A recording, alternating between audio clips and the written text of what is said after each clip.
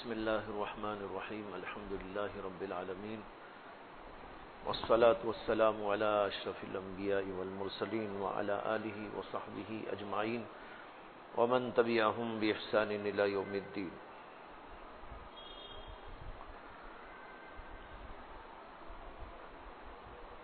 اما بعد فاعوذ باللہ من الشیطان الرجیم.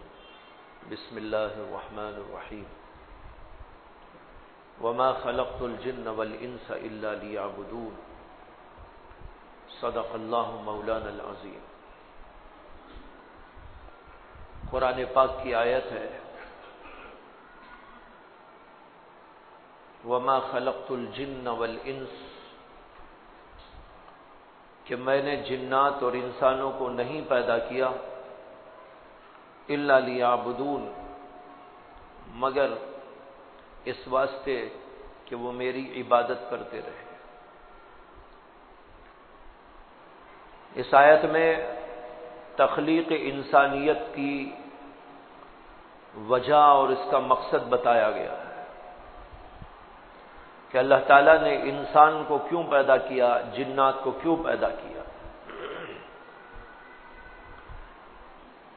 فقہا کے درمیان ایک بحث آتی ہے کہ اللہ تبارک و تعالیٰ کے افعال معلل بالاغراض ہوا کرتے ہیں کہ نہیں ہوا کرتے. یہ بحث علماء جانتے ہیں، جس کا مطلب یہ ہے کہ اللہ کوئی کام کرتے ہیں تو کیا اس کے پیچھے کوئی غرض بھی ہوتی ہے، یا اللہ جو کچھ کرتے ہیں وہ بے غرض فرماتے ہیں. فقہائے اصولین کے نزدیک ایک بحث ہے یہ. بعض حضرات کہتے ہیں کہ اللہ کے جو بھی کام ہیں وہ بغیر کسی غرض کے ہوتے ہیں. اس لیے کہ غرض اس کی ہوتی ہے جو صاحب غرض ہوتا ہے، اور اللہ کو کوئی غرض کسی سے بھی نہیں، اس لیے کہ وہ صمد ہے، بے نیاز ہے. جب وہ بے نیاز ہے تو اسے غرض کیا پڑی ہے. اس لیے بہت سارے حضرات اصولیین کہتے ہیں کہ اللہ تعالیٰ کے افعال معلل بالاغراض نہیں ہوا کرتے. لیکن ایک طبقہ حضرات علماء کا، فقہا کا اور اصولیین کا وہ بھی ہے جو یہ کہتا ہے کہ اللہ تبارک و تعالیٰ کے افعال میں اغراض تو نہیں ہوتی، حکمتیں ہوتی ہیں. اللہ کے افعال معلل بالاغراض نہیں ہوتے بلکہ معلل بالحکم والمصالح ہوا کرتے ہیں. اللہ کے ہر حکم میں، اللہ کے ہر کام میں مصلحت موجود ہے. اور یہ بات سمجھ میں بھی آتی ہے کہ اللہ کوئی ایسا کام کیوں کرے جس کے پیچھے کوئی مصلحت ہی نہ ہو. ہاں، غرض الگ بات ہے، مصلحت الگ بات ہے. غرض کا جو لفظ ہے وہ عام طور پر کسی حاجت، ضرورت کی طرف اشارہ کرتا ہے. اللہ کو کوئی غرض کسی سے نہیں، کسی چیز سے نہیں. کوئی حاجت اللہ کو کسی شخص سے اور کسی چیز سے نہیں. اسی اللہ کے کام جتنے بھی ہوتے ہیں ان کے پیچھے اغراض تو نہیں ہوا کرتے لیکن حکمتیں ہوتی ہیں، مصلحتیں ہوتی ہیں. اور یہی وجہ ہے کہ قرآن کریم نے ان کی جانب جگہ جگہ اشارہ بھی دیا ہے اور اپنی مصلحتوں کو بتایا ہے. بعض جگہ تو نہیں بتایا ہے لیکن بہت ساری جگہ اللہ نے اپنی حکمتوں، مصلحتوں کی طرف اشارہ بھی کیا. اور حضرت شاہ ولی اللہ محدث دہلوی رحمۃ اللہ علیہ نے اپنی کتاب حجت اللہ البالغہ میں مستقل ایک فصل قائم کی ہے بالکل شروع ہی میں، اور اس کے اندر یہ بتایا ہے کہ بعض لوگ یہ سمجھتے ہیں کہ اللہ تبارک و تعالی جو کچھ کے احکام ہم کو دیتے ہیں یا جو کچھ کے اللہ کرتے ہیں وہ ایسا ہے جیسے کہ کوئی ایک بادشاہ ہے اور بادشاہ نے اپنے غلام کو حکم دے دیا یہ پتھر اٹھاؤ، غرض ہو کہ نہ ہو، مصلحت ہو کہ نہ ہو، بس اپنی انانیت کو جتانے کے لیے اور اپنی بڑائی کو بتانے کے لیے ایک حکم صادر کر دیتا ہے کہ وہ اٹھانا ہے، وہ جانا ہے، وہ کرنا ہے۔ حضرت شاہ ولی اللہ کہتے ہیں کہ اللہ کے بارے میں ایسا سوچنا بالکل غلط ہے۔ اللہ کسی بندے کو خامخواہ کوئی بات کہہ دے، خامخواہ کہہ دے نماز پڑھو، خامخواہ کہہ دیں روزہ رکھو، خامخواہ کہہ دیں کہ فلاں کام نہ کرو، خامخواہ کہہ دیں کہ تم یہ کام ضرور کیا کرو۔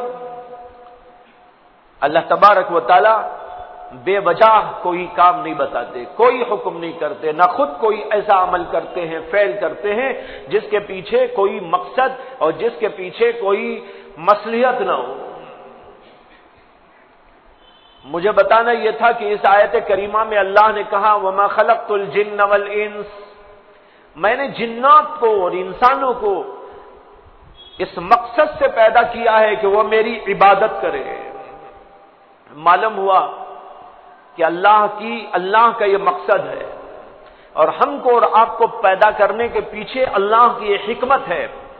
اللہ اس حکمت کے متحد اس پوری کائنات کو بنانے والے ہیں، اور اس کے اندر بہت ساری چیزوں کو پیدا کیا ہے، اور اس میں انسان کو بھی پیدا کیا ہے، جنات کو پیدا کیا ہے۔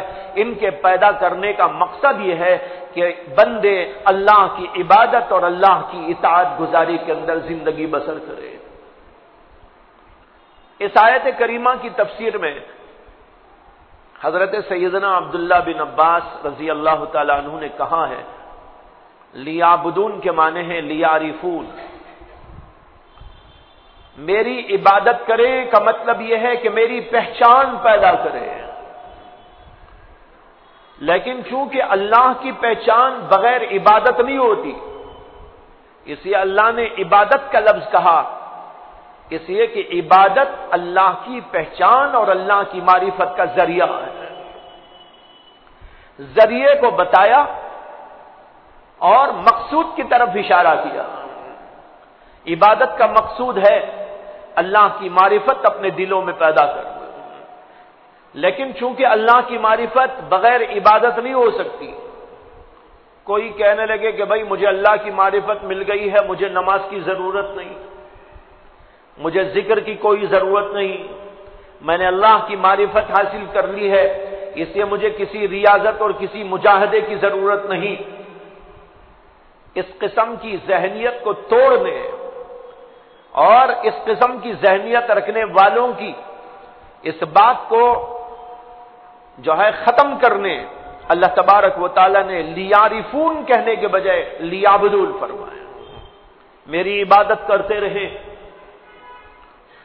بعض لوگ ہیں جو اس قسم کی دلیلوں سے یہ کہتے ہیں کہ بھئی جن کو اللہ کی معرفت حاصل ہو گئی ان کو اب نماز معاف ہو گئی۔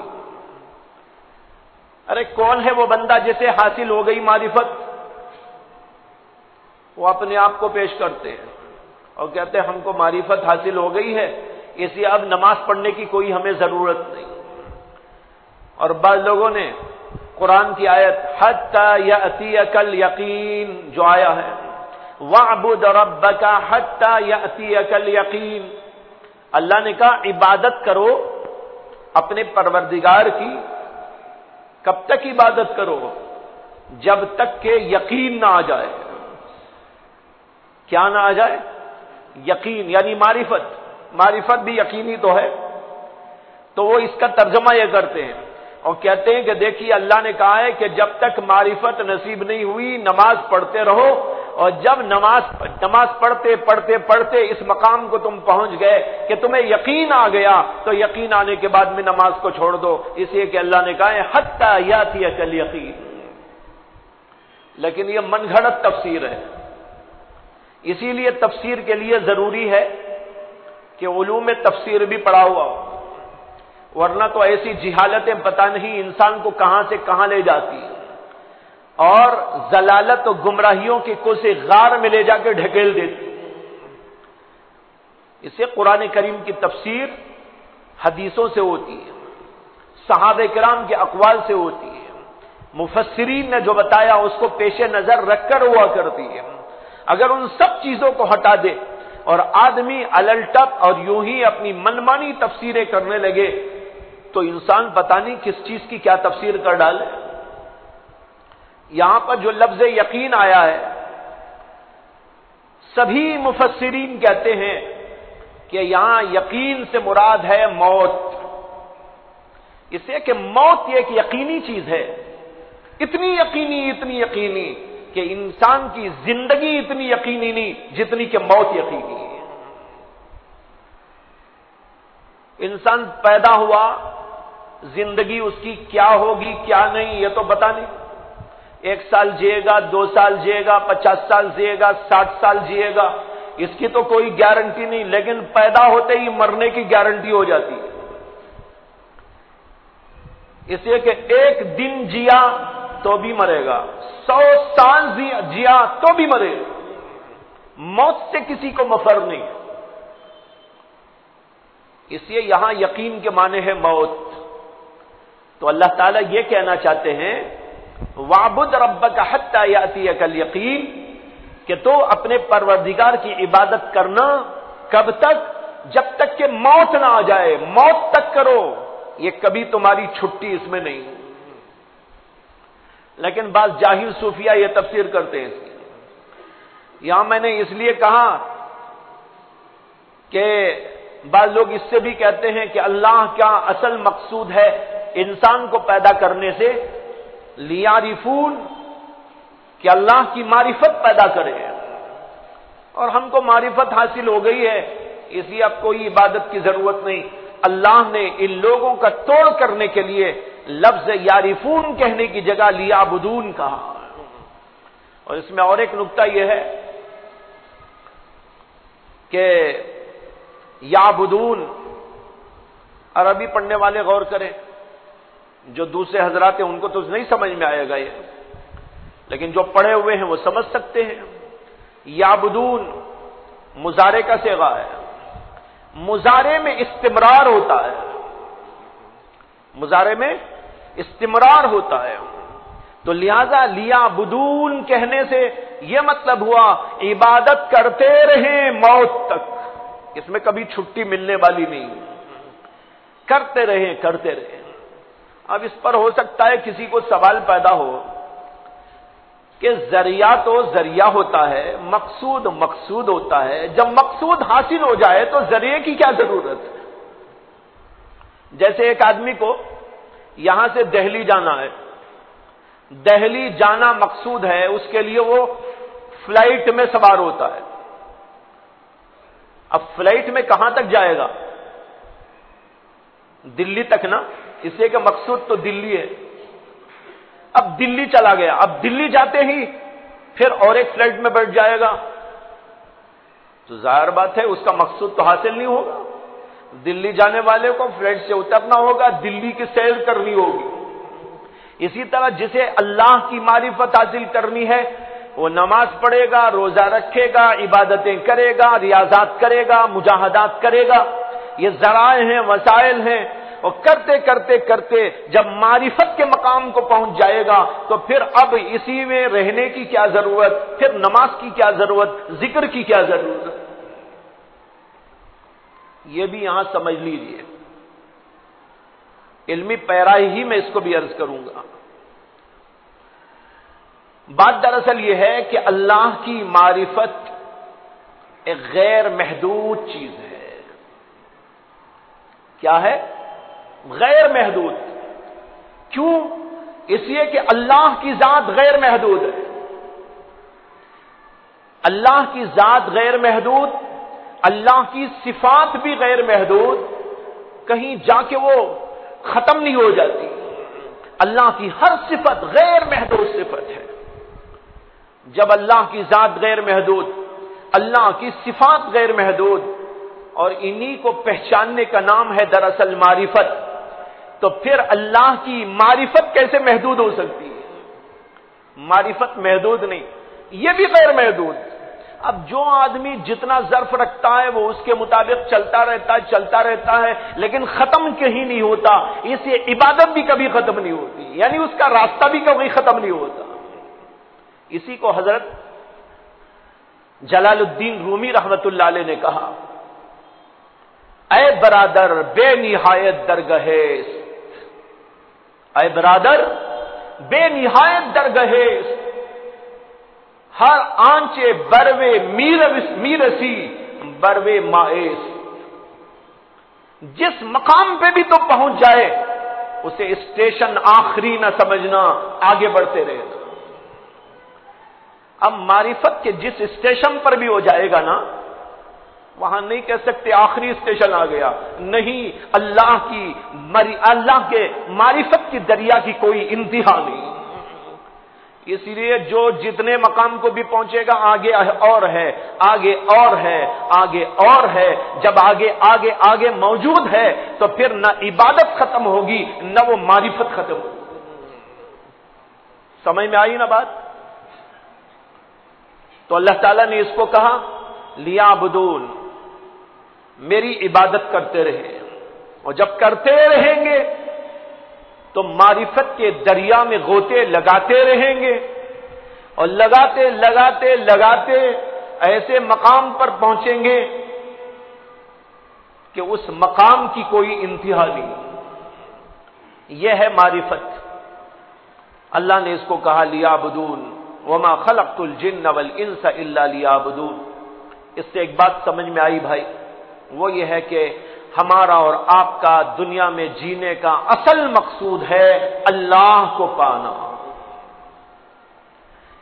اس پر حضرت غلام علی شاہ رحمت اللہ علیہ دہلوی، جو بہت بڑے اللہ والے تھے،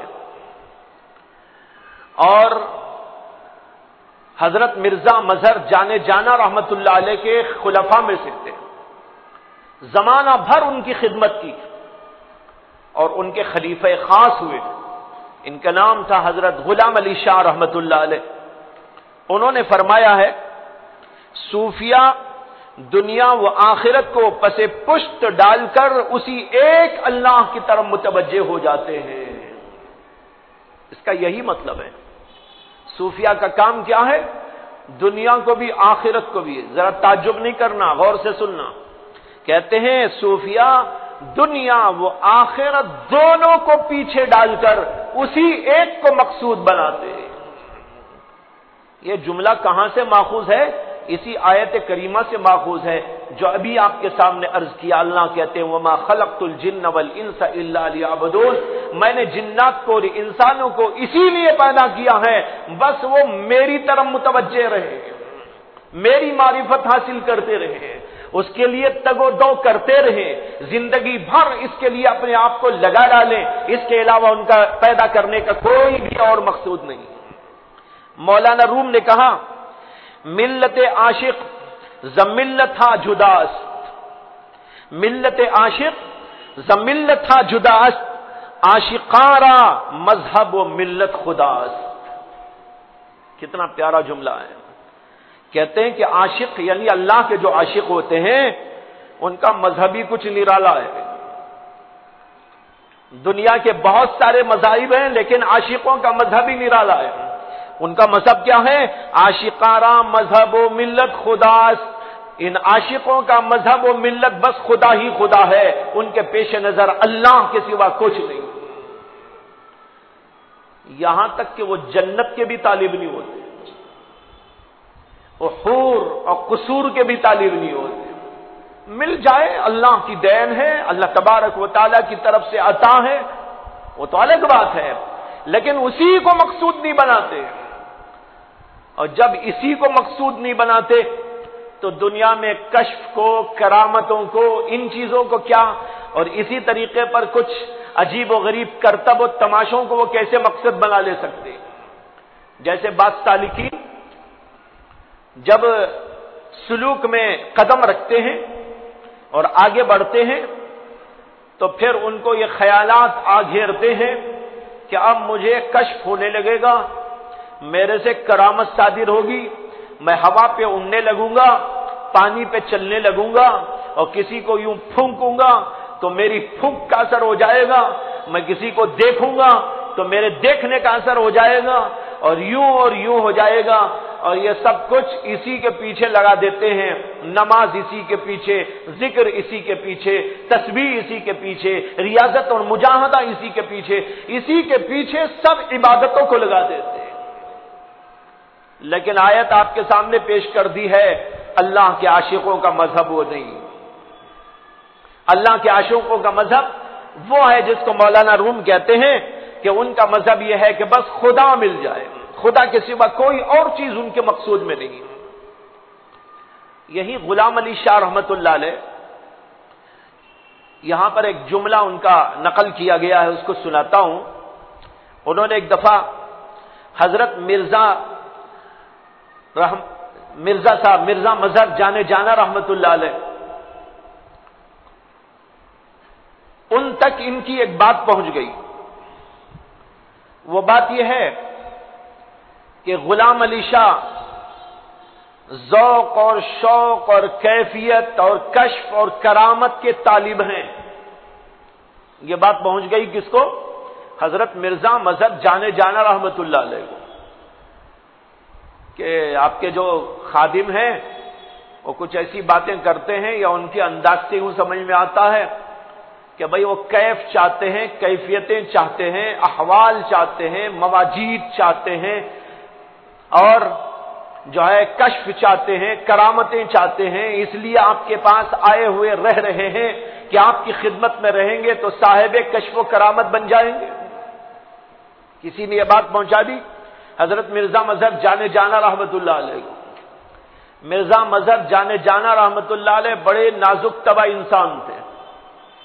ان کی نزاکت طبع کے عجیب و غریب واقعات کتابوں کے اندر لکھے ہوئے ہیں۔ ذرا کوئی زور سے بول دے طبیعت خراب ہو جاتی تھی، اور زور کی کوئی آواز آ گئی تو طبیعت خراب ہو جاتی، کوئی چیز ٹیڑھی سامنے رکھ دی گئی طبیعت خراب ہو جاتی۔ کہتے ہیں کہ ان کے پاس ایک بار کسی نے لوز لا کے دیے، مٹھائی لوز، تو حضرت نے اس کو کھایا ایک دو، اور یہی غلام علی شاہ سے انہوں نے کہا غلام علی تم بھی لے لو تھوڑے سے، تو غلام علی صاحب ہاتھوں کو ایسا کرنے لگے، ایسا، تو انہوں نے کہا تو مجھے مار ہی دے گا۔ ارے ایسا تھوڑا ہی لیا جاتا ہے، کوئی کاغذ لائیے اس میں لیجئے۔ اب وہ بیچارے پھر گئے کاغذ تلاش کر کے لے آئے، حضرت نے اس میں کچھ اٹھا کے رکھے، تو وہ صاحب پڑا بننے لگے، اس کا بنتے نا کیسا بنتے ہیں ایسا۔ حضرت نے کہا تو مجھے مار کے ہی چھوڑے گا۔ پھر کہا پڑا ایسا نہیں باندھا جاتا، پڑیا ایسی نہیں باندھی جاتی، لاؤ ادھر۔ اب اس کو لیا، پھر اس کے بعد اس کو بنایا تو وہ پھول جیسی بن گئی۔ طبیعت میں اتنی نزاکت تھی ان۔ تو خیر، میں کہہ رہا تھا کہ یہ بات مرزا صاحب تک کسی نے پہنچا دی کہ آپ کے یہ خادم کشف کے، کرامت کے اور وجد کے، ان چیزوں کے قائل ہیں اور ان چیزوں کے طالب ہیں۔ اس کا واقعہ بیان کرتے ہیں کہ ایک دفعہ حضرت مرزا صاحب سے کسی نے میری نسبت سے بیان کیا کہ وہ طالب ذوق و شوق و طالب کشف و کرامت ہے۔ انہوں نے یہ سن کر فرمایا جو شخص ایسے شعبدوں کا طالب ہو اس سے کہو کہ ہماری خانقاہ سے باہر چلا جائے۔ شعبدے معلوم نا، عجیب عجیب کرتب تماشے جو دکھاتے ہیں اس کو کہتے ہیں شعبدے۔ حضرت نے کہا کہ اس سے کہہ دو، ان لوگوں سے کہہ دو جو شعبدوں کے قائل ہیں، طالب ہیں، وہ ہماری خانقاہ سے باہر چلے جائے، ہماری خانقاہ سے باہر ہو جائے اور ہمارے پاس نہ آئے۔ جب یہ خبر مجھ کو پہنچی تو میں نے حاضر ہو کر عرض کیا کہ حضور نے یہ فرمایا ہے؟ فرمایا کہ ہاں، میں نے کہا ہے۔ میں نے عرض کیا کہ حضرت آپ کی مرضی کیا ہے پھر؟ تو فرمایا یہاں سنگ بے نمک لسیدن است، یہ جملہ ہے اس کے اندر، اس کا ترجمہ لکھا ہے یعنی پتھر وہ بھی بغیر نمک کے چاٹنا ہے یہاں پر۔ نمک چاٹنا ہے، یہ پتھر چاٹنا ہے، اور وہ بھی نمک کے بغیر چاٹنا ہے۔ اگر یوں رہنا ہو تو یہاں رہو، کشف و کرامت کے طالب ہو تو باہر جاؤ۔ اگر یہ بے مزگی منظور ہو، یہاں ٹھہرے رہو۔ میں نے عرض کیا کہ مجھ کو یہی منظور ہے۔ یہ واقعہ میں نے خاص آپ کو سنانے ہی کے ارادے سے لایا اور آپ کو سنایا ہے۔ اس لیے سنایا ہے کہ ہم بھی سمجھ جائیں اللہ کا راستہ کیا ہوتا ہے۔ بہت دفعہ شیطان اللہ کے راستے میں گھس کر ہم لوگوں کو نئے نئے انداز سے بہکا دیتا ہے۔ کسی کو کشف و کرامت کی طرف لے جاتا ہے اور عجیب عجیب چیزوں کی طرف اس کے دماغ کو لگا دیتا ہے، اور اسی کے پیچھے اس کو اس طرح ڈال دیتا ہے کہ وہ آدمی اپنی عبادت، اپنی ریاضت، اپنا مجاہدہ، اپنا ذکر، اپنی تسبیح سب کچھ اسی کے واسطے کرتا رہتا ہے کہ بس مجھ سے ایسا ہو جائے، مجھ سے ایسا ہو جائے، مجھ سے ایسا ہو جائے۔ اور جو آدمی اس کی طلب کے اندر یہ سب کچھ کرتا ہے تو اس کو سمجھنا چاہیے کہ اس کی عبادت اور ریاضت کے پیچھے اللہ مقصود نہیں ہے، غیر اللہ کو اس نے مقصود بنا لیا۔ خطرناک بات ہے کہ نہیں ہے؟ ان چیزوں کو سمجھنا ہے کہ نہیں ہے؟ اس لیے کہ ہم سب اللہ کے طالب ہیں۔ جب اللہ کے طالب ہیں اور شیطان آ کے ہماری راہ مار دیتا ہے، اب عبادت ہو رہی ہے، ریاضت ہو رہی ہے، تہجد ہو رہی ہے، ذکر ہو رہا ہے، تسبیح ہو رہی ہے، اور بہت کچھ ہو رہا ہے۔ اب آدمی کہتا ہے کہ مجھے رونا ہی نہیں آتا۔ بڑی عام شکایت ہے یہ، مجھ سے لوگ کہتے رہتے ہیں مجھے رونا ہی نہیں آتا۔ بعض لوگ کہتے ہیں میں ذکر کرتا ہوں میرا دل ہی نہیں لگتا۔ بعض لوگ کہتے ہیں کہ میں تلاوت کرتا ہوں لیکن اس کے اندر مزہ ہی نہیں آتا، اور جب مزہ ہی نہیں آتا چھوڑ کے بیٹھ جاتا ہے۔ تو گویا مطلب یہ ہوا مزہ آئے گا تو نماز پڑھوں گا، مزہ آئے گا تو ذکر کروں گا، مزہ آئے گا تو تلاوت کروں گا۔ اگر یہ نہیں آ رہا ہے، یہ کیفیت اور یہ لذت مجھ کو ذکر میں، تلاوت میں نہیں مل رہی ہے، یہ حلاوت مجھ کو نہیں مل رہی ہے، تو پھر ان چیزوں کے کرنے کی مجھے کیا ضرورت، چھوڑ کے بیٹھ گئے۔ یہاں پر دو باتیں ہیں، اس کو ذرا غور سے سن لیجیے۔ ایک بات تو یہ ہے کہ ان عبادات میں لذتیں موجود ہیں، حلاوتیں موجود ہیں، بے شک۔ کیوں؟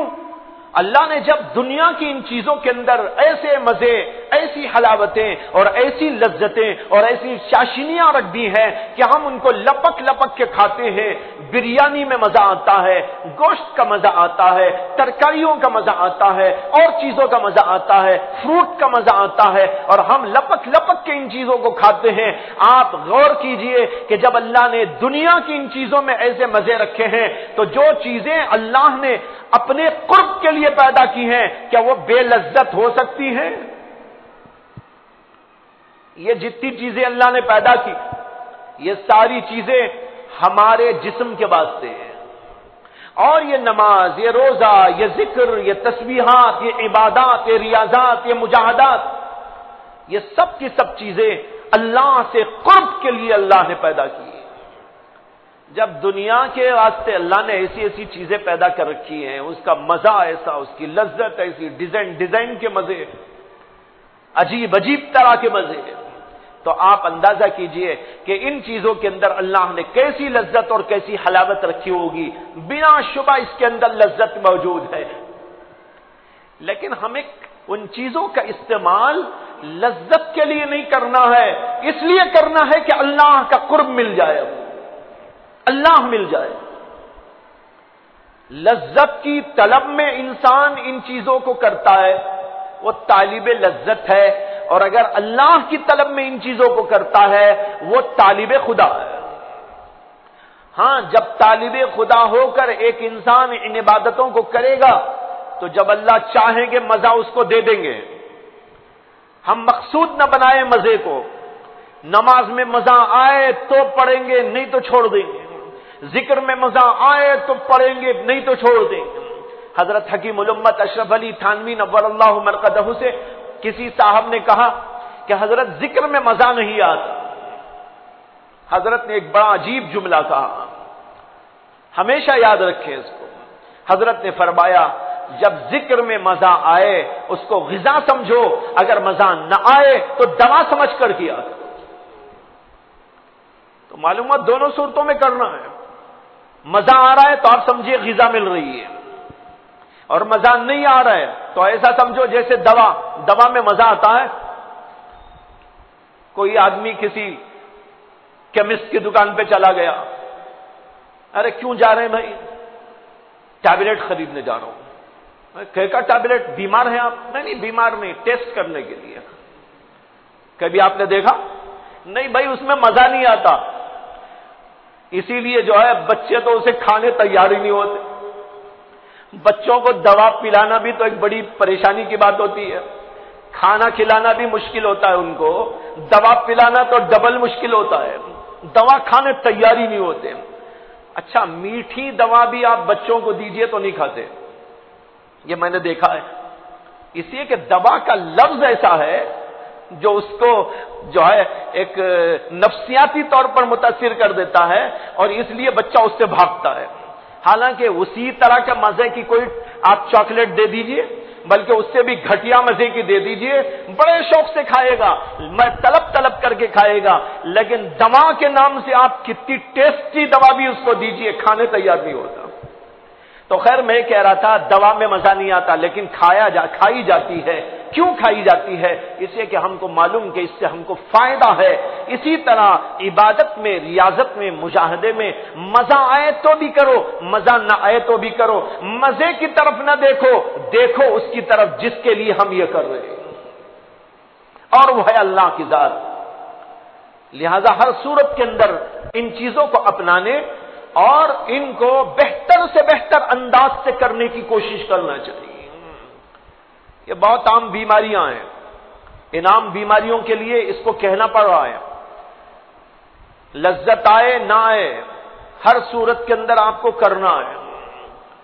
ایک صاحب نے چند دن پہلے یہی ملاقات کر کے مجھ سے یہ کہا کہ جو ہے نماز میں جو ہے مزہ نہیں آتا.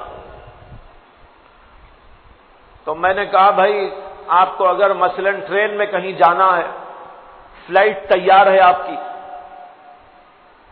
کھانا لا کے آپ کے سامنے پیش کیا گیا، بہترین کھانا، اور آپ کو معلوم ہے وہاں ٹرین نکل رہی ہے، آپ کو معلوم ہے فلائٹ اڑنے والی ہے، مجھے پہنچنا ہے، اور کھانا بھی کھانا ہے. آپ اس وقت میں کھاتے ہوئے آپ کو مزہ آتا ہے؟ کچھ مزہ کہاں آئے گا؟ دماغ سب وہاں ہے، فلائٹ کی طرف ہے، ٹرین کی طرف ہے، کسی اور چیز کی طرف ہے. جلدی جلدی جلدی جلدی 2 4 5 6 نوالے تاکہ پیٹ میں سہارا بن سکے، ڈالے گا اور نکل جائے گا. اب دیکھو یہ بریانی یا کھانا یا پینا جو کچھ بھی اس نے کھایا، مزہ تو اسے کھانے میں نہیں آیا، اس لیے کہ دماغ ادھر لگا ہوا تھا. لیکن فائدہ ہوا کہ نہیں ہوا؟ فائدہ تو ہوا. اگر بغیر کھائے چلا جاتا تو وہاں جانے کے بعد پریشانی ہوتی. اب وہ پیٹ میں پڑا ہوا ہے، کھانے کا فائدہ اس کو حاصل ہو گیا. اسی طرح نماز کے وقت میں نماز پڑھو، مزہ آئے تو بھی پڑھو، مزہ نہ آئے تو بھی پڑھو، مزے کو مقصود نہ بنو. اس کو کہتے ہیں، یہ مزہ جو ہے نا، اسی کا نام ہے کیفیت. صوفیہ اسے کیا کہتے ہیں؟ کیفیت. کیفیت کے پیچھے نہیں پڑنا چاہیے. لیکن اس کا مطلب یہ بھی نہیں ہے کہ کیفیت نہیں ہوتی ان چیزوں میں. میں نے شروع میں کہہ دیا ہوتی ہے، لیکن محسوس اس لیے نہیں ہو رہی ہے ابھی کہ ہم بیمار ہیں. بیمار کو کھانے کا مزہ نہیں آتا. ایک آدمی کو بخار چڑھ گیا ہے، طبیعت بہت ناساز ہے، منہ کا مزہ بدل گیا ہے، کڑوا کسیلا کچھ پتہ نہیں چل رہا ہے. اسے بریانی بھی آپ دیتے ہیں بلکہ میٹھا بھی کھلاتے ہیں تو اس کی زبان کہتی ہے کہ کڑوا کچھ کھلایا جا رہا ہے. کیوں؟ بیمار ہے اس لیے. اسی طرح عام طور پر لوگ بیمار ہیں، اس لیے نماز پڑھنے میں مزہ نہیں آتا. حالانکہ یہ نماز بریانی سے کم نہیں ہے، لیکن اس بریانی کا مزہ کیوں نہیں آ رہا ہے؟ اس لیے کہ اندر بہت ساری بیماریاں موجود ہیں. جب وہ بیماریاں نکل جائیں گی تو مزہ آئے گا. آئے گا مزہ، آنے دیجئے، جب آنا ہے آئے گا، ہم کو اس کی فکر میں نہیں لگنا ہے، ہمیں اپنا کام کرتے رہنا ہے، اس لیے کہ مقصود ہے اللہ کی ذات اور اللہ کی معرفت، اور یہ اللہ کی معرفت ملتی ہے انہی سب چیزوں سے جس کی طرف اشارے ہیں، یعنی نماز ہے، روزہ ہے، ذکر ہے، تسبیح ہے، اور چیزیں ہیں، اور عبادتیں، ریاضات، مجاہدات ہیں، انہی چیزوں کے ذریعے اللہ تبارک و تعالیٰ کی معرفت انسان کو نصیب ہوتی ہے اور قربت نصیب ہوتی ہے۔ ہمیں یہ کام کرتے چلے جانا چاہیے۔ یہاں پر علامہ ابن الجوزی رحمت اللہ علیہ کی ایک بات عرض کروں۔ علامہ ابن الجوزی بہت بڑے محدث تھے، بہت بڑے صوفی بزرگ بھی تھے، دونوں طرح کی کتابیں ان کی موجود ہیں، یعنی علمی کتابیں، محدثانہ، فقیہانہ، عالمانہ، اور تفسیر کی، حدیث کی، علم الرجال کی، اور معلوم نہیں کون سے علم و فن میں بے شمار کتابیں لکھی، اور دوسری طرف دل کی اصلاح کی، اللہ سے تعلق کی، تصوف کی، سلوک کی، اس پر بھی بے شمار ان کی کتابیں ہیں۔ بہت بڑے عالم، بہت بڑے فاضل، بہت بڑے اللہ والے تھے۔ جب واز کہتے تھے ان کے ایک ایک واز میں 1-1 لاکھ آدمی ہوتے تھے، ایک ایک واز میں 1-1 لاکھ آدمی ہوتے تھے۔ اسی پر اور ایک بات یاد آ گئی ان کے بیچ میں، ان کی ایک کتاب ہے، اس کا نام ہے سید الخاطر، اسی میں یہ موجود ہے کہ کہتے ہیں کہ ایک بار مجمع تھا، ہزاروں لوگ تھے، میں بیان کر رہا تھا، میرا بیان سن کر لوگوں کی حالت بڑی عجیب و غریب ہو رہی تھی، لوٹ پوٹ ہو رہے تھے لوگ، اتنا اثر کہ لوگوں کا جو ہے، لوگوں کے دلوں کی حالت بدلتی چلی گئی۔ کہتے ہیں کہ میں نے یہ دیکھا لوگوں کا حال، تو میں ایک کنارے میں ہو گیا اور اللہ سے دعا کرنے لگا، اے اللہ، میری بات کو سن کر ان لوگوں کے دلوں پر یہ اثر ہو رہا ہے، میں تو بڑا ناکارہ ہوں، میں تو بڑا گنہگار ہوں، میں تو حقیر ہوں، فقیر ہوں، اے اللہ، قیامت کے دن اگر مجھے جہنم میں ڈالنا ہی ہے تو کم از کم ان بندوں سے چھپا کر ڈال دیجیے۔ یہ بات انہوں نے سید الخاطر میں لکھی ہے۔ سید الخاطر بہت عام کتاب ہے، ان کی ہر جگہ مل جاتی ہے، علماء اس کو پڑھ سکتے ہیں۔ تو خیر، میں علامہ ابن الجوزی کی اور ایک بات کہہ رہا تھا، یہ بات بھی انہوں نے اسی کتاب میں لکھی ہے، سید الخاطر میں، اور یہ ہر سالک کی ضرورت کی بات ہے۔ میں اس کو پیش کروں گا لیکن تھوڑی سی شرح کے ساتھ پیش کروں گا۔ علامہ ابن الجوزی لکھتے ہیں، کبھی کبھی میرا حال یہ ہوتا ہے کہ جب عبادت کرتا ہوں عجیب کیفیتیں طاری ہوتی ہیں، لذتیں حاصل ہوتی ہیں، دل جمعی پیدا ہوتی ہیں، اللہ تبارک و تعالیٰ کی طرف دل بے پناہ لگتا ہے اور بڑی لمبی چوڑی عبادت کرتا چلا جاتا ہوں، لیکن پھر ایک حال چند دنوں تک یہ رہتا ہے اور پھر اس کے بعد اس حالت میں تبدیلی ہوتی ہے اور پھر دیکھتا ہوں کہ یہ حال موجود نہیں رہتا، ختم ہو جاتا ہے۔ یہ شکایت ہر آدمی کو ہوتی ہے، اس لیے یہ قول سنا رہا ہوں ان کا۔ علماء تو اس کتاب میں پڑھ لیں اٹھا کے، سید الخاطر میں کہتے ہیں کہ ایک حال تو یہ رہتا ہے اور پھر ایک زمانے کے بعد حال بدل جاتا ہے، اب نماز کے اندر وہ لذت نہیں آتی، وہ کیفیت باقی نہیں رہتی، دل جمعی نہیں پیدا ہوتی، کوشش تو کرتا ہوں لیکن وہ کیفیت مجھ کو نصیب نہیں ہوتی۔ کہتے ہیں کہ میں نے اپنے ان دونوں احوال پر غور و فکر کرنا شروع کر ڈالا کہ آخر یہ کیا بات ہے۔ اس سے کہ وہ بہت بڑے آدمی تھے، ان کا کام ہی تھا غور و فکر کرنا، وہ اگر غور و فکر نہ کریں تو کون کرے گا۔ کہتے ہیں کہ میں نے اپنے دونوں احوال پر غور و فکر شروع کیا کہ آخر یہ دو حالتیں کیوں طاری ہوتی ہے میرے اوپر۔ کہتے ہیں بعد غور و فکر کے میرے اوپر یہ بات منکشف ہوئی اور کھلی کہ یہ دونوں احوال اللہ کی طرف سے پیش آتے ہیں۔ غور سے سن لو بھائیو، کہتے ہیں کہ غور و فکر کے بعد یہ بات اچھی طرح سمجھ میں آئی کہ یہ دونوں قسم کے احوال اللہ ہی کی طرف سے پیش آتے ہیں. کبھی تو مزہ دیتے ہیں اور آدمی کی دل جمعی پیدا کر دیتے ہیں، اور کبھی اس کو چھین لیتے ہیں، سلب کر لیتے ہیں، اور انسان کے دل پر بدمزگی طاری ہو جاتی ہے. کہتے ہیں کہ میں نے دوبارہ غور کیا تو مجھے سمجھ میں آیا کہ اس کے اندر اللہ کی بے شمار حکمتیں. کیا حکمتیں؟ اس کے بعد انہوں نے لکھا ہے کہ مجھے سمجھ میں آیا کہ اس کے اندر حکمت یہ ہے کہ مزہ اس لیے دیتے ہیں تاکہ ہم اللہ کی طرف جلدی سے جلدی قربت حاصل کرنے کے لیے عبادت کریں، ریاضت کریں، مجاہدات کریں، دل جمعی کے ساتھ میں کرتے چلے جائیں. اسی اللہ وہ دیتے ہیں لذت.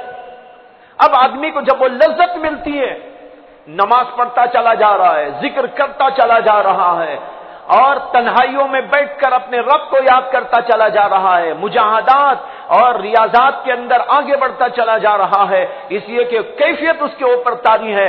دنیا سے اس کا دل بالکل دور ہو گیا اور دنیا سے نفور ہو گیا، اللہ کی طرف توجہ ہو گئی، عبادت ریاضت مجاہدہ کرتا کرتا کرتا آگے بڑھتا رہتا ہے. کہتے ہیں کہ پھر یہ چھین کیوں لیتے ہیں؟ اس کے اندر حکمت یہ ہے کہ کہیں یہی حالت ہمیشہ جاری رہی تو انسان تکبر میں مبتلا ہو سکتا ہے. کیا ہو جائے گا؟ تکبر میں مبتلا ہو جائے گا. اوہو میں تو بہت پہنچا ہوا ہوں، میں تو یوں عالیشان ہو گیا ہوں، میری نماز ایسی، میرا روزہ ایسا، میں یوں اور یوں ہو گیا ہوں. یہ سمجھ کر اپنے آپ کو جو ہے وہ بڑا سمجھنے لگے گا، اور جب بڑا سمجھنے لگے گا اللہ کی نگاہ میں گر جائے گا. اس سے بچانے کے لیے اللہ کیا کرتے ہیں؟ حالت چینج کر دیتے ہیں.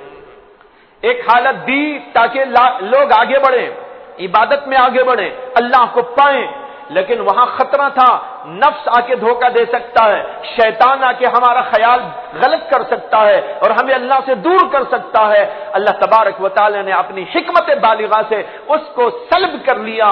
یہ سلب کرنا بالکل ایسا ہے جیسے کہ حضرت، یہ میں کہہ رہا ہوں، ان کا قول تو ختم ہو گیا، یہ میں کہہ رہا ہوں آگے. یہ اس لیے کہہ دیا کہیں کوئی صاحب سید الخاطر میں جا کے دیکھے، اس کے بعد میں سید الخاطر میں نہ ملے تو کہیں گے بھائی مولانا نے علامہ ابن الجوزی پہ کہہ دیا، وہاں تو تھا ہی نہیں. اس لیے میں کہہ رہا ہوں یہ میری بات ہے آگے. اس سلب جو اللہ کر لیتے ہیں اس کی مثال بالکل ایسی آپ سمجھیں کہ حضرت موسیٰ علیہ السلام حضرت سیدنا خضر علیہ السلام کے ساتھ جب نکلے اور خضر علیہ السلام ان کو لے کر نکلے تو ایک کشتی میں بیٹھ گئے. کشتی میں بیٹھنے کے بعد خضر علیہ السلام نے کیا کیا تھا؟ کشتی کو توڑا، تختی کے کچھ تختے کاٹنے تو ہے توڑنے لگے. حضرت موسیٰ علیہ السلام برہم ہو گئے. انہوں نے کہا کہ آپ سب کو ڈبو دینا چاہتے ہیں، کیا کر رہے ہیں آپ؟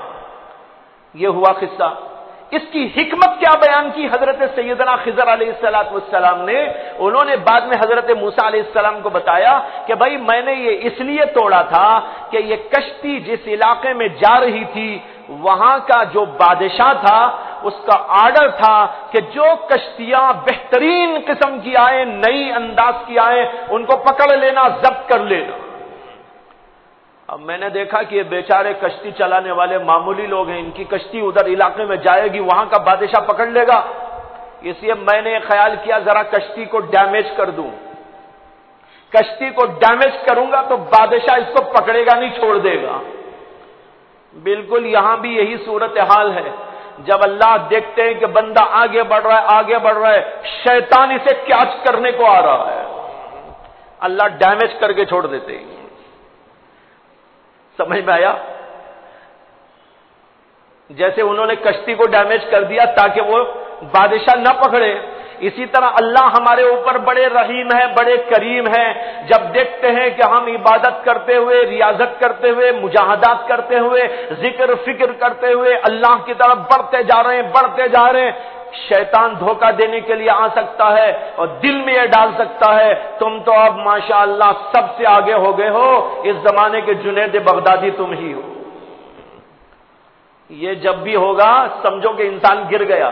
شیطان کے فریب میں، مکر و چکر میں آ گیا، اللہ اسے بچانے کے لیے کیا کرتے ہیں؟ چینج کر دیتے ہیں، یعنی توڑ دیتے ہیں اس کے دل کو۔ اب وہ سوچتا رہے میں تو اتنا کیا، اب یہ نہیں ہے، اب اپنے شیوخ سے جا کے شکایت کرتا پھرتا ہے، حضرت وہ بڑی کیفیت تھی، بڑا مزہ آ رہا تھا، بڑا اچھا لگ رہا تھا، بڑا ذکر ہو رہا تھا، بڑی کیفیتیں آ رہی تھی، اب وہ چند دن رہا، اس کے بعد میں ختم ہو گیا۔ اب یہ جو اللہ نے ختم کیا کتنی بڑی حکمت ہے کہ نہیں ہے اس کے اندر؟ بہت بڑی حکمت۔ اسی حکمت کے لیے اللہ تبارک و تعالی ایسا کرتے ہیں، تو آدمی کو پریشان ہونے کے بجائے بس اپنا کام کرتے رہنا ہے کہ بس ہمیں تو اللہ چاہیے، مزہ نہیں چاہیے، ہمیں تو اللہ چاہیے، کشف نہیں چاہیے، ہمیں اللہ نہیں چاہیے، ہمیں اللہ چاہیے، ہمیں کوئی کرامت نہیں چاہیے، ہم تو اللہ کے لیے عبادت کر رہے ہیں، مزہ آئے نہ آئے، کچھ ملے کہ نہ ملے، بس ہم تو اللہ کی طرف دیکھتے ہوئے کام اپنا کرتے ہوئے جائیں گے۔ اسی بات کو سمجھانے کے لیے واقعہ آپ کے سامنے پیش کیا کہ حضرت مرزا مظہر جانا رحمت اللہ علیہ کو جب یہ بات پہنچی کہ غلام علی شاہ ان کے دل کے اندر ایسی بات ہے کہ کشف ہو جائے، کرامت مل جائے اور ایسا ہو جائے، انہوں نے کہا جس کا جو ان چیزوں کا طالب ہو اس سے کہہ دو کہ ہماری خانقاہ سے باہر چلا جائے۔ انہوں نے معذرت کی تو حضرت نے یہ جملہ کہا کہ یہاں تو جو رہنا چاہتا ہے اسے پتھر کو چاٹنا پڑے گا، اس کے اوپر نمک بھی نہیں، مطلب ہے بڑا مجاہدہ کرنا پڑے گا۔ پتھر چاٹے تو مزہ آتا بھائی، پتھر بھی چاٹ سکتے ہیں لیکن شکر پڑی ہو چاٹ لے گا آدمی، مزہ آ رہا اس میں بھی، اور شکر نہیں تو بھائی کم از کم نمک میں بھی ایک طرح کا مزہ ہے، اس لیے نمک کو بھی چاٹ لیتا ہے آدمی۔ حضرت کہتے نہیں یہاں تو نمک کا مزہ بھی نہیں ملے گا، تمہیں چاٹنا پڑے گا۔ اسی طرح نماز کے اندر کوئی لذت نہیں ملے گی، ذکر میں کوئی لذت نہ ملے گی، تب بھی آپ کو کرنا ہوگا۔ ہاں اللہ خود دے یہ الگ بات ہے، اللہ تبارک و تعالیٰ کی عنایت ہے، لیکن تم اس کو مقصود نہ بناؤ۔ یہ ہے معرفت، جو اللہ کو سمجھے گا اللہ میرا مقصود ہے، اللہ کو مجھے پانا ہے، اللہ مجھے مل جائے، اس کے سوا مجھے کچھ نہیں چاہیے، تو بس وہ آدمی اس طرح کرتا ہے، بس لگا رہتا ہے، ہر صورت کے اندر لگا رہتا ہے، مفاد ہو تبھی لگا رہتا ہے، مفاد نہ ملے تب بھی لگا رہتا ہے۔ بہت سارے بندے ایسے بھی ہوتے ہیں کہ چند دن عبادت کرتے ہیں اور عبادت کرنے کے بعد جب ان کی دعائیں قبول ہوتی نظر نہیں آتی چھوڑ دیتے ہیں، بھئی ہماری دعا ہی نہیں سنتے اللہ۔ ارے اللہ سنے تو بھی وہ اللہ ہے، نہ سنے تو بھی تمہارا اللہ ہی ہے، سنتا ہے لیکن کبھی تمہاری ہی مصلحت سے نہیں دیتا۔ جیسے کبھی بچہ اپنے باپ سے کہتا ہے ابا جی مجھے وہ چاہیے، لیکن ابا کو معلوم ہے کہ اگر اس کو دلائیں گے اس کی طبیعت خراب ہو جائے گی۔ بچے کو شوق ہو رہا ہے اور کہتا ہے مجھے تو موز چاہیے، موز معلوم ہے، ہمارے علاقے میں تو جانتے ہیں، باہر والے نہیں جانتے، موز کیلے کو کہتے ہیں، موز عربی لفظ ہے۔ اس زمانے میں شاید کسی وقت میں اس علاقے میں کسی زمانے میں کچھ عرب لوگ بس گئے ہوں گے، تو انہوں نے موز کہا، تو وہ لفظ آج تک بھی رائج ہے یہاں پر، بلکہ کیلے کا لفظ یہاں جانتے ہی نہیں لوگ۔ اگر آپ بازار میں جا کے کہیں کیلا تو وہ سمجھے گا کی لایا، وہ سمجھے گا یہ پوچھ رہا ہے کی لایا، پریشان ہو جائے گا۔ اسے آپ بولیے موز تو سمجھ جائے گا۔ تو موز کا لفظ یہاں عام ہے، یہ عربی لفظ ہے خاص۔ اور اسی طرح بعض اور الفاظ بھی ہیں ہمارے علاقے میں، جیسے حسیر، البتہ اسے تھوڑا سا جو ہے غلط انداز سے بولتے ہیں، حاصر۔ کیا بولتے ہیں؟ حاصر۔ بھائی حاصر ڈالو، وہ لفظ حاصر نہیں ہے، حسیر ہے، حدیثوں میں بھی لفظ آتا ہے، اس کے معنی چٹائی۔ یو پی کے علاقے میں آپ حسیر بولے تو نہیں سمجھیں گے، وہاں بولتے ہیں اسے چٹائی۔ موز وہاں استعمال نہیں ہوتا، وہاں آپ کو بولنا پڑے گا کیلا۔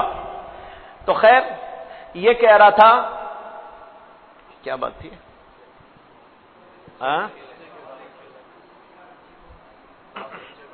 ہاں، باپ بچے کو کہتا ہے کہ بھائی موز نہیں دلاؤں گا، کچھ اور لے لو تم، کہتا نہیں کہتا؟ بچہ تو ضد کرتا ہے، کہتا ہے کہ موز چاہیے، موز چاہیے، موز چاہیے، لیکن باپ کہتا نہیں، موز نہیں، کچھ اور پوچھو وہ دلاتا ہوں، چاکلیٹ ہونا وہ دلا دوں گا، وہ چیز ہونا دلا دوں گا۔ اور کبھی وہ بھی نہیں دلاتا، اس لیے نہیں دلاتا کہ وہ بھی اس کے لیے مضر ہوتا ہے۔ اسی طریقے پر جب بندہ اللہ سے دعا کرتا ہے، اللہ تعالیٰ دیکھتے ہیں کہ یہ جو مانگ رہا ہے اس کو دینے سے اس کا کوئی نقصان تو نہیں ہے، دنیاوی یا دینی، آخرت کا، دل کا کوئی نقصان اس میں ہوگا، اللہ تعالیٰ وہ دینے کے بجائے بندے کو کچھ اور دے دیتے۔ لیکن بندے کو معلوم نہیں ہوتا اللہ نے کچھ اور دے دیا، وہ سمجھ رہا اللہ نے نہیں دیا نہیں دیا، حالانکہ جو مانگا تو اللہ نے کچھ اور دے دیا اس کی جگہ پر۔ اس نے ایک چیز مانگی، اللہ نے کچھ اور اس کو دے دیا، اس کا دماغ ادھر نہیں جا رہا ہے کہ میرے مانگنے سے اللہ نے مجھ کو یہ عطا فرمایا۔ اور بھائی کبھی ایسا بھی ہوتا ہے اللہ دنیا میں کچھ نہیں دیتے، اس لیے نہیں دیتے کہ اللہ کو معلوم ہے کہ اس بندے کے پاس آخرت میں نجات پانے کا سودا اتنا نہیں ہے، اس کی دعائیں آخرت کے لیے جمع کر دو۔ یہ حدیث کا مضمون ہے۔ اللہ کے نبی صلی اللہ علیہ وسلم کہتے ہیں بعض بندوں کی دعائیں اللہ قبول نہیں کرتے، آخرت کے لیے رکھ دیتے ہیں، اور جب آخرت میں بن جاتا ہے وہاں اللہ کہتے ہیں اس کا ثواب اس کو دکھاؤ۔ اب اس کو ثواب دکھایا جائے گا تو وہ تعجب کرے گا کہ میری اتنی عبادت کہاں سے آ گئی، میں تو اتنا کیا ہی نہیں تھا، اتنی نماز، اتنا روزہ، اتنا صدقہ، اتنی یہ اور یہ میں نے تو کیا ہی نہیں۔ تب اسے کہا جائے گا یہ جو تو اس کو ثواب دیا جا رہا ہے یہ ان دعاؤں کا ثواب ہے جو تم دنیا میں کرتا تھا لیکن قبول نہیں ہوئی، جو دعائیں قبول نہیں ہوئی اس کا اجر و ثواب آج تجھ کو دیا جا رہا ہے۔ اللہ کے نبی صلی اللہ علیہ وسلم کہتے ہیں جب اس کے سامنے یہ بات آئے گی تو بندہ خواہش کرے گا اے کاش کہ دنیا میں میری ایک دعا بھی قبول نہ ہوتی تو کتنا اچھا تھا، اسے کہ وہاں اس کی ضرورت معلوم ہو۔ تو بھائی بعض لوگ کچھ عبادت کرنے کے بعد اس طرح کے خیالات پکاتے رہتے ہیں، یہ کیا ہے؟ اللہ کو مقصود نہ بنانے کی وجہ سے۔ اللہ کو مقصود بنائیے، اللہ راضی ہو جائے، اللہ خوش ہو جائے۔ یہاں تک کہ بعض صوفیہ یہ تک کہتے ہیں جنت کی بھی طلب نہ کرو، اللہ دے دے گا وہ الگ بات ہے، اس کو مقصود نہ بناؤ۔ مقصود تو اللہ کی ذات ہے، اللہ کی ذات کو مقصود بنا لیں گے تو جنت خود ہی مل جائے گی۔ مشہور واقعہ ہے نا، سلطان محمود کا جو غلام تھا جس کا نام تھا ایاز، ایاز ایک معمولی سا آدمی تھا لیکن بادشاہ کے دربار میں آ کر بڑا مقام یہ پا لیا کہ وہ بادشاہ کے خصوصی لوگوں میں داخل ہو گیا۔ لوگوں کو حیرت ہوتی تھی کہ بادشاہ نے اس آدمی کو اپنا مقرب کیوں بلا لیا، حالانکہ یہ معمولی پھٹیچر آدمی تھا، اس کی کوئی حیثیت نہ تھی، لیکن اس کے باوجود بادشاہ کے پاس آج اس کا مقام اتنا بلند ہے، اتنا بلند، یہ جو کہہ دے بادشاہ مان لیتا ہے۔ تو لوگوں نے ایک بار بادشاہ کے دل میں جا کر اس کے بارے میں کھٹاس پیدا کرنے کی کوشش کی۔ بعض لوگوں کا کام یہی ہوتا ہے، ان کا کام صرف یہ ہوتا ہے ان سے ان کو لڑاؤ، ان سے ان کو لڑاؤ، ان کے بارے میں کچھ خلاف بولو، ان کے بارے میں کچھ بات کر دو، دماغ کو خراب کر دو، دل کو خراب کر دو۔ اس کو کہتے ہیں چغلی کھانا، غیبت کرنا، غیبت بھی حرام ہے، چغلی کھانا بھی حرام ہے۔ اور اگر حقیقت نہ ہو وہ بہتان ترازی ہے، بہتان ترازی اس سے بھی زیادہ بدتر بات ہے۔ لیکن بعض لوگوں کا مشغلہ ہوتا ہے، ادھر کی بات ادھر لگاتے ہیں، ادھر کی بات ادھر لگاتے ہیں، دلوں کو خراب کرتے ہیں، جن سے دیکھتے ہیں کہ ان کا بڑا تعلق ہے انہی کے درمیان میں کچھ بانٹ ڈال کر دونوں کو جدا کرنے کی کوشش کی جاتی ہے۔